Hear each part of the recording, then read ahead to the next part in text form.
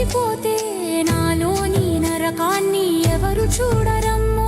చావలేక బతుకుతున్న సావకారం గొంతు పైన తిరిగి నా ఊరికి నేను ఎప్పుడు చేరేనో. ఓ ఎడారి సేగల్లో నా బతుకు మాడిపాయే, చేసిన అప్పులేమో